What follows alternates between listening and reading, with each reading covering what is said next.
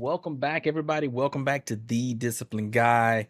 We are continuing our story that we talked about before with the guy that was having his family trying to take his house. Juicy story continuing on. You're going to enjoy this. There's one more after this, so a total of two today and the next day. This is going to have to do with some wrap up with some relation between the brother and the sister-in-law. I really think y'all are going to like hearing the rest of the story. There's some juicy parts in it and some really kind of heartwarming things that happen at the end of this one. So I'll see y'all in a little bit, give some commentary later. I really think you're gonna enjoy this one. This is what I know of the divorce from my brother. Dan's lawyer pulled some strings to get the divorce started as fast as possible. But it cost him. I don't know the more specific details, or how much it all cost. They never told me. Sister-in-law, on the other hand, was financially backed into a corner very badly. And you know what can happen when you corner an animal. She fought back. But the law was not on her side, nor was her dwindling finances. Sister-in-law's parents had to pay for a lawyer for her. And not a very good one either. Also, she actually brought her affair partner to the divorce court to testify on her behalf. This guy was a real piece of work. He had a bronze tongue and a charming smile he tried to use to his advantage. He claimed sister-in-law had been wronged by an incompetent husband, which is why she sought the arms of another man. He claimed he was ready to take responsibility for his child he had fathered with sister-in-law. But that sister-in-law would still be needing the alimony for helping support herself and care for said child. He remarked that because Dan at the time was still on the birth certificate, alimony should be one of his obligations. Dan said this guy used big words and a charming smile, but seemed an extra special kind of stupid. And coming from Dan, that's saying something. The judge was also not swayed in the slightest, and told the bronze-tongued lout that he was a hypocrite for saying he was ready to take responsibility for his own child, while also holding his hand out for money from the man whose marriage he'd helped ruin. That shut him up. Dan was prepared to sue his wife's affair partner for alienation of affection too. However, that fell through. I guess it would have been on Dan to prove how much she'd loved him before the affair started. But after her mask came off and we saw the real her, we're not sure if she ever really loved him at all, or if she just loved having a meal ticket. Someone here pointed out sister-in-law probably kept popping out kids to avoid getting a job. And you may have been right. Either way, sister-in-law tried dragging out the divorce. But Dan's lawyer and the judge kept that from happening much. I swear, Dan must have seriously lucked out, because he got one of the meanest and most unsympathetic to cheaters judges in the state. And all the evidence we had on sister-in-law made it easy to keep her from playing the victim. So instead she just let her real bitch self out since there was no point in hiding it anymore. The court had all of the records provided by Dan and myself, police reports, photos and recordings to prove she was an abusive narcissist. There was a mountain against sister-in-law that she had no way to climb over or hike around. She tried standing against the mountain. But that was prime avalanche territory. In the end of the divorce, sister-in-law struck a deal to end things quick. Dan takes 3/4 of the credit card debt, gets his name off the affair baby's birth certificate, and sister-in-law walked away with only partial custody of her children, no alimony, but also without most of the credit debts she racked up. Her being legally employed by her parents meant she had an income of her own to fall back on to start paying off her debts. She can see her other kids almost whenever she wants, and can take them on weekends. But for whatever reason has made very few attempts to even see them. She took them out to eat fast food a few times. But she never took them home with her. The kids are back in school now. So that gives her even less opportunities to see them. You'd think her parents would want to see their grandchildren. But they haven't contacted Dan about it. They barely saw Dan's children before that too. Now they may not even bother to see them at all. Do they hate kids or something? Even Dan doesn't know. But he tells me that his in-laws were always indifferent to him. As for Dan, well, he really did love his wife a lot. So the betrayal of her cheating made him hit the bottle hard.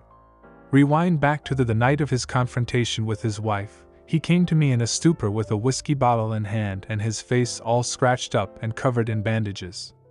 I wouldn't say he was drunk yet, but I freaked out seeing him looking like that at first, then berated him for driving under the influence.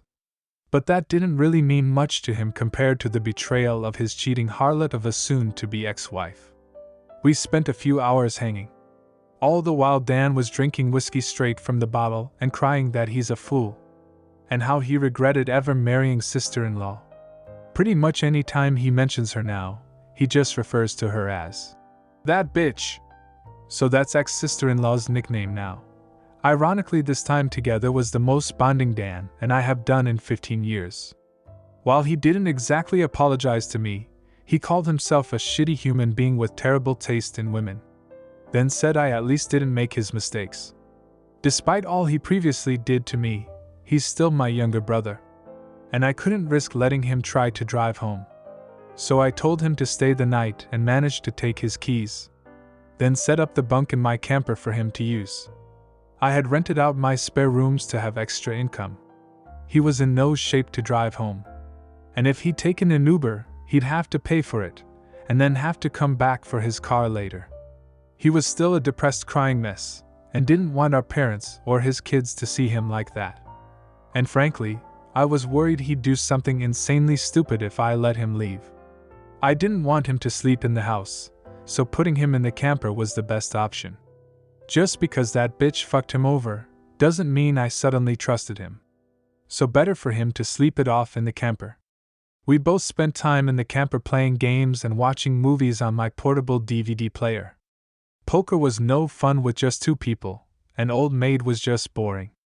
Thankfully I had an Uno deck too, and an old-school battleship game. He really liked those. It was enough to keep him distracted until he was finally willing to lay down after running out of whiskey.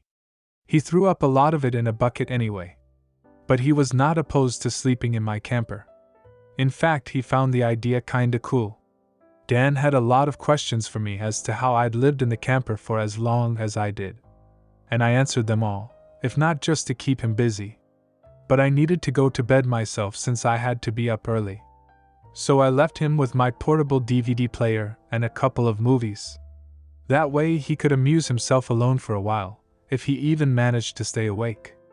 Before leaving for work in the morning, I popped in while Dan was passed out in the bunk and left a bottle of ibuprofen and an energy drink on the counter of the camper's kitchenette, along with his car keys and a letter explaining to leave through the backyard gate.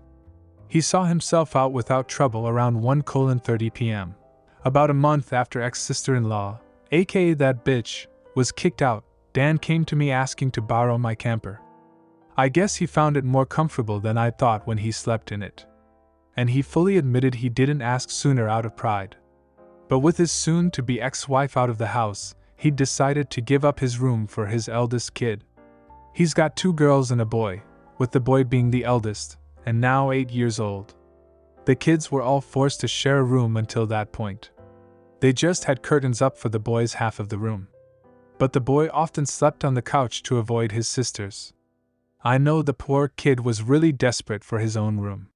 So I guess Dan decided to finally make a better decision as a dad, and came to see me in order to beg to borrow my camper so his son could have his room. If he could have afforded it, he'd have bought his own camper, instead of relying on me. And even said as much. I hadn't even gotten the chance to use the camper for actual camping yet. But I caved and let him use it since it was actually for a good cause. And he promised to buy his own in time anyway. No, I didn't ask for rent money for the camper. Dan is in enough of a financial hole as it is right now. Ex-sister-in-law and the divorce drained him. And I've learned that I get far better results with family lately by not being spiteful. I loaded my camper up and put it down in my parents' backyard. And my father put in a 30-amp breaker so it'll have enough power for Dan to run heat and AC when he needs it. I do miss the camper. After all that time living in it, it kinda felt like it was a part of me. But the only reason I loaned it out was for the sake of Dan's kids. Pretty much the only reason I still do anything for my parents or Dan is for the sake of those kids, as I bonded with them. And yes, I know I may not get the camper back for quite some time. And likely not in the kind of condition I lent it out in.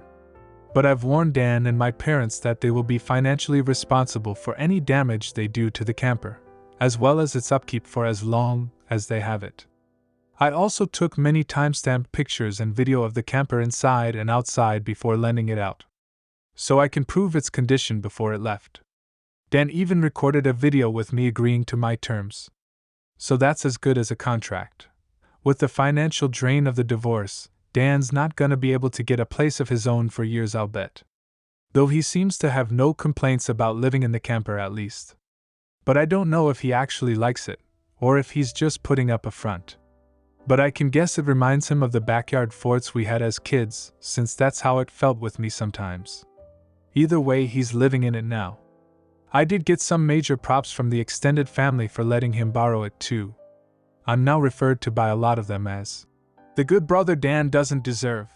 Either way, I think getting rid of sister-in-law was a great first step in mending the family as a whole.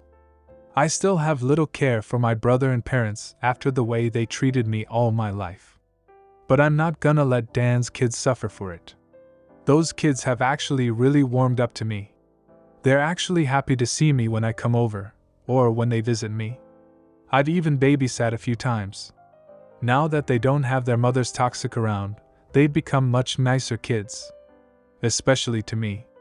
I'm actually getting to enjoy being an uncle now. My mother is still doing the bulk of the parenting for my nibblings, and she's been acting as nice as possible to stay on my good side. My father often looks very defeated in my presence. But otherwise he's been either stoically quiet, or just generally nice to me. But he won't talk to me much. Though that's leagues better than how he was before at least.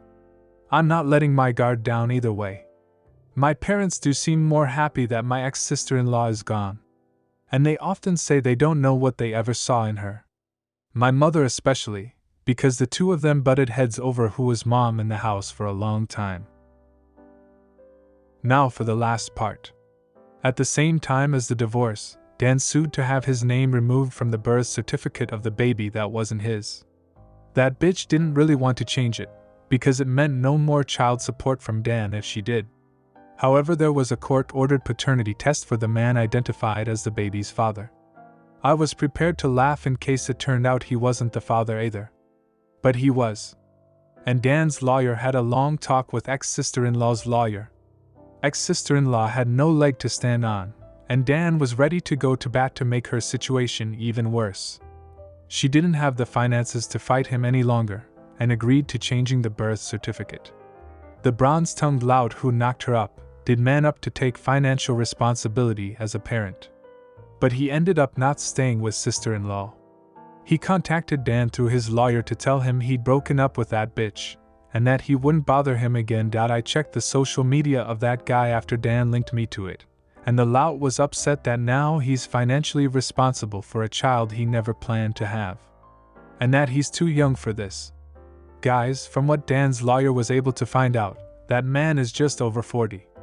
He looks younger than he is. But he's by no means a young man.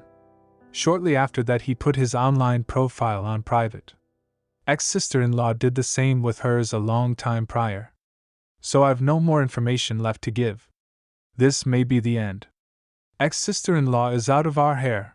My parents and brother have finally made a real effort to be better people. I'm surprisingly happy as an uncle, and my house is still my house. So, I like this conclusion. I really do like this conclusion. After all that he's been through, he's still, in my opinion, being the bigger person and trying to have a relationship with his brother, his mom, his dad, and the nieces, and the nephew. I thought that was really nice. So let's wrap up a couple things here. I took some notes because there was a lot of stuff going on in this at the end of this, or really throughout the whole story that I wanted to hit on. First thing I see here, I'm glad he didn't let his brother drive drunk. That I want to say it took a big man to be able to do that, but it really shouldn't have. I feel like that's kind of a bar right there. You should be set at a standard that you wouldn't let a person drive drunk, especially your brother. Some people might say he's a grown man, he can do what he want. Nah, sometimes you got to take action, and this is one of them cases that you're okay to take action in this. Don't let your brother drive drunk. He tried to keep him there, and talk to him, and maybe they end up mending relationship, and their ages, whatever they are now, they sound like they're in their 30s or getting close to 40s, whatever that might be. So I thought that was really good. Don't hit the bottle hard, dry. Yes, so this is something that's really important. We all have things that happen in life. Sometimes life throws us a deck of cards, or throws us a hand that is just, it's not good, and you got to roll with the punches. In saying that, if you're a drinker, have a drink, maybe get sauce one time, maybe two, but don't make that your life. Don't turn to the bottle and that's your constant, because you're so depressed and everything. You've got to have discipline and be able to get past it. Yes, have your moment to be upset and get through it, but get through it at some point. And don't use the alcohol to be able to cover it up all the time. It's a bad path forward. I'm glad that the brother got divorced from the sister-in-law. She's a terrible human being. Absolute terrible human being. She was gonna have him raise that kid that wasn't his. You're the worst of the worst if you do something like that. You're the worst of the worst type of human being, lowered in dirt. And she was gonna do that to this man. And she knew that that wasn't his kid. And so I'm glad that he was able to get his name off the birth certificate. He found out what was going on, and the brother, even though the brother's been a terrible person probably for all their lives to the other brother, I'm glad that he got his name off the birth certificate, because that wasn't his kid. Next thing, I'm glad you had a good relationship with your nieces and nephew. Yeah, I thought that was really nice. They can benefit from having another successful figure in their lives, the nieces and nephew, because they had the mother, and the mother is a terrible person. And he talked about how they were being influenced to be kind of snotty and bad towards other people because the mama was around. The mama was a snotty and bad person. This reflects how you are the friends that you keep. You will take on their mannerisms, their patterns, their habits. So keep the people around you that you want to keep around you, because you kind of start to mesh together sometimes. And I can see how what he's talking about happened with the kids. So this is a good thing. Last thing, the good brother that Dan does not deserve. I thought that the brother coming back and saying that he hadn't been good to him, it took a big man to do that. And maybe again, it was the spouse, maybe it was the sister-in-law, the ex-sister-in-law now, that was really having that effect on the brother. Maybe in adulthood, or in adulthood, that's what was going on. So again, you are the company that you keep. So do keep that in mind. There's one more to this, and it's really, this is it. This is all I could find. This is going to wrap everything up. I hope we all enjoyed it so far. Like, subscribe. I'll see y'all in the next video.